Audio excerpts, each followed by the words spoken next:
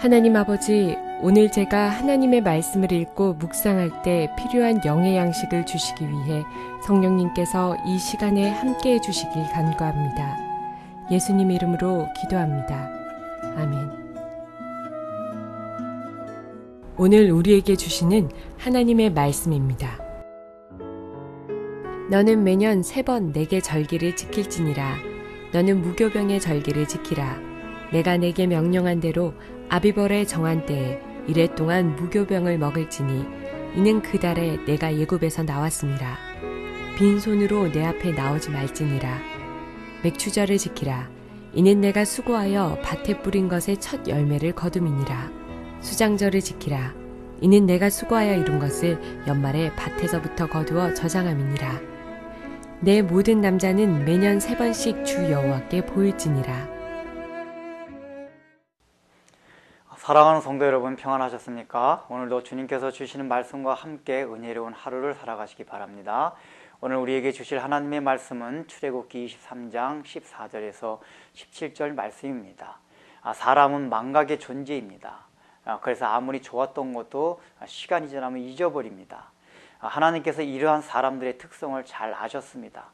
그래서 이스라엘 백성들이 가나안 땅에 들어가게 되면은 그 광야 생활을 통해서 경험했던 그 하나님의 구원과 은혜의 체험을 잃어버리게 될까봐 걱정되셨습니다. 그래서 주신 것이 바로 절기입니다. 그 절기란 걸 통해서 하나님께서 베풀어 주신 구원을 생각하라고 했던 것입니다. 그런데 그렇게 주셨던 여러 가지 절기 중에서 가장 중요한 절기가 오늘 본문에 나오는 무교절과 맥추절과 수장절 3대 절기입니다.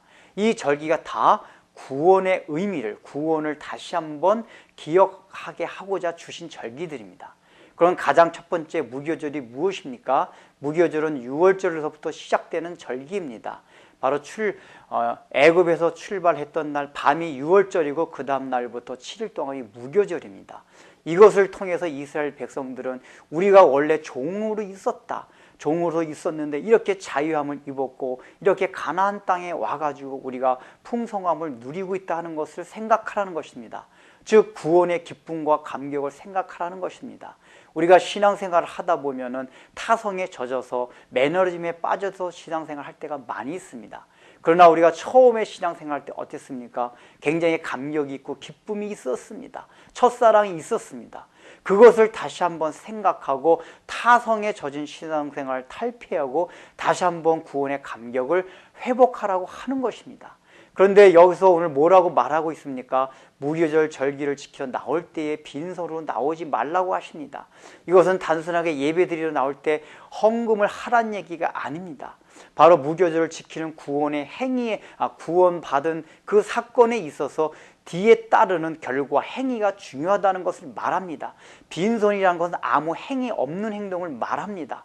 즉 우리가 신앙이, 하나님께 대한 신앙, 구원의 신앙이 있으면 그 뒤따르는 결과, 행동이 반드시 따라야 한다는 것을 말합니다. 그런데 우리는 오늘날 어떻습니까?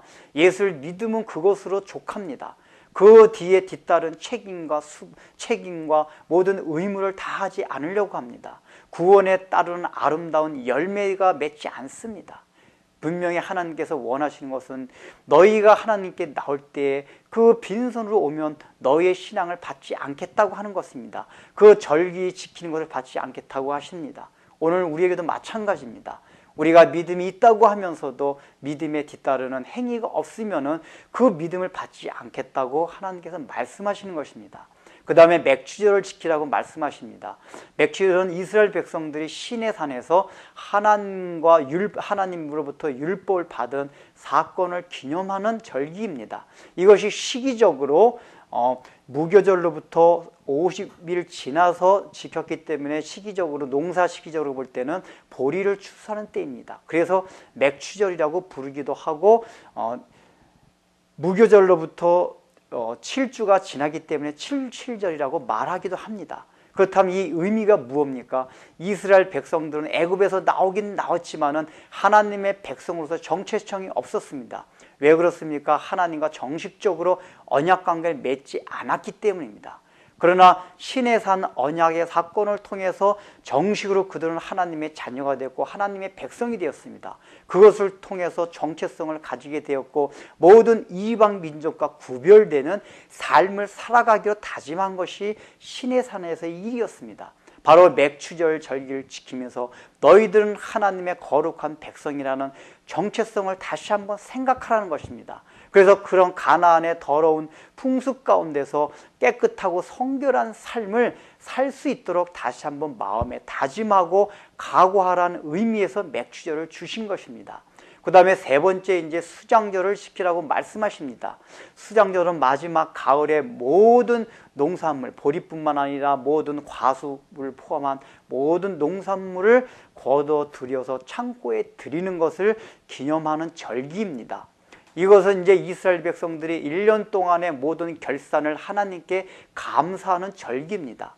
농사 시기적으로 볼 땐 그렇지만은 이것이 영적으로 볼 때는 바로 하나님께서 우리를 천국 창고에 드린 후에 그 천국에서 잔치를 베푸는 그것을 의미합니다. 우리가 신앙생활하면서 굉장히 힘든 때가 많습니다. 그러나 중요한 것은 이스라엘 백성들도 이 수장절을 생각하면서 우리가 원래 광야 생활에서 굉장히 고난을 겪고 굉장히 힘든 것을 겪었지만은 하나님께서 결국엔 이 가나안 땅에 들여보내지 않았나, 이것을 생각하라고 하시는 겁니다. 그래서 수장절을 초막절이라고 합니다. 이스라엘 백성들은 수장절이 되면은 그 아버지와 자녀들이 도심 바깥으로 나가서 초막을 짓습니다. 텐트를 짓습니다. 거기서 지내면서 아버지가 아들들에게 가르쳐 줍니다. 우리가 원래 광야 생활에서 애굽에서 탈출해 가지고 이렇게 고난을 겪었었다.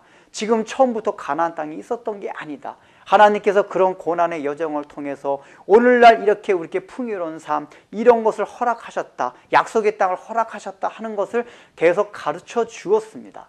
오늘날 마찬가지입니다. 하나님께서는 우리 구원받은 백성들이 영원한 하늘나라의 소망을 생각하고 이 땅을 살아가면서 어떤 어려움과 고난이 있든지 간에 그날 그 소망을 생각하고 하나님께서 우리에게 약속해 주신 그 영원한 가나안 땅을 바라보며 오늘 이 시간을 초막절같이 여기서 초막생활을 하는 것 같이 지내라고 하는 것입니다. 결국은 이 무교절과 맥추절과 수장절을 지키라고 하는 것은 우리가 구원받은 것을 시점으로 해서 구원의 완성이 이루어지는 그 약속의 땅을 우리가 성취하는 그것 모든 과정을 우리가 다시 한번 생각하고 그것을 기억하면서 우리 신앙생활을 점검하고 우리 신앙생활에 의해서 다시 한번 하나님이 주신 구원의 의미를 전반적으로 되살펴 보라고 하는 것입니다. 기도하겠습니다. 하나님 아버지, 하나님께서는 3대 절기를 통해서 구원의 의미를 되새겨보라고 이스라엘 백성들에게 말씀하십니다. 오늘날도 우리에게 여전히 우리가 구원받은 것을 시점으로 해서 마지막으로 하나님께서 우리에게 약속해 주신 영원한 한날을 주시는 구원의 완성을 우리가 늘 생각하면서 우리의 신앙이 매너짐에 빠지지 않게 해주시고 타성에 젖지 않게 해주시며 또한 우리가 신앙생활을 해가는 가운데 어떤 고난과 어려움이 있든지 간에 영원한 하늘나라를 소망하며 이 땅을 초막절을 지키듯이 텐트를 지키며 거기서 살아가듯이 그런 마음으로 참으로 가볍게 또 그것을 어떤 어려움이든지 참 극복하며 살아갈 수 있는 믿음들을 허락하여 주옵소서. 예수님의 이름으로 기도드립니다. 아멘.